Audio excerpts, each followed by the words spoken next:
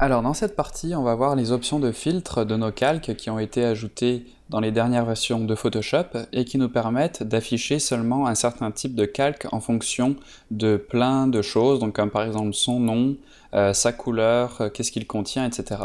Donc les options de filtre, elles sont ici, en haut de la barre de calque, et par défaut, vous voyez qu'il n'y a rien qui est activé et que je vais pouvoir cliquer sur, par exemple, une des icônes ici, pour commencer à activer mon filtre. Alors quand je clique sur une icône, vous voyez que le bouton ici devient rouge, donc ça veut dire que le filtrage est activé.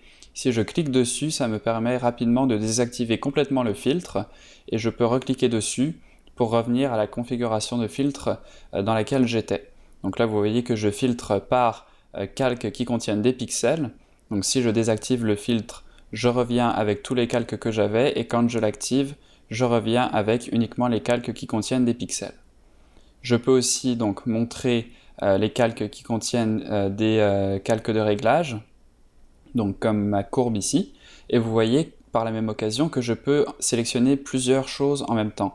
Donc là, je montre à la fois les calques de réglage et les calques qui contiennent des pixels. Donc je peux aller comme ça montrer tous les calques disponibles et donc tout simplement en cliquant ou en cliquant de nouveau sur une icône pour l'activer ou la désactiver. Ensuite ici, on a d'autres types de filtres comme filtrage par nom. Donc là ici, si je viens dans la colonne pour taper un nom, je peux taper par exemple pixel et là vous voyez que le calque qui contient les mots pix sont affichés, donc uniquement le calque pixel.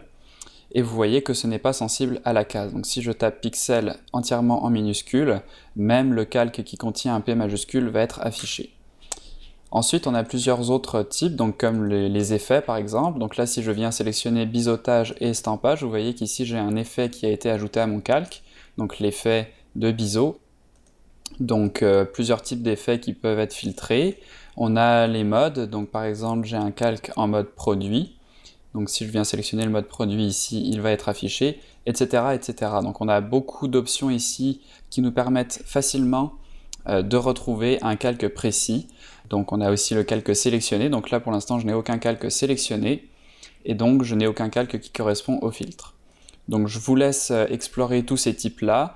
Il y en a souvent beaucoup qu'on ne va pas utiliser, mais il y en a, c'est souvent les mêmes en fait qu'on va se retrouver à utiliser. Donc par exemple pour filtrer des calques par nom, c'est quelque chose que j'utilise beaucoup souvent quand je sais que tous les ciels qui composent ma composition, je vais les appeler avec un préfixe ciel, donc ça va me permettre facilement de les retrouver ici en tapant le préfixe.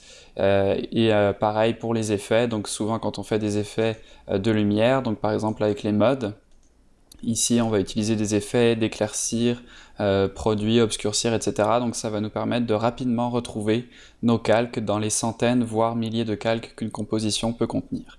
Donc voilà pour cette introduction au type de filtre de Photoshop.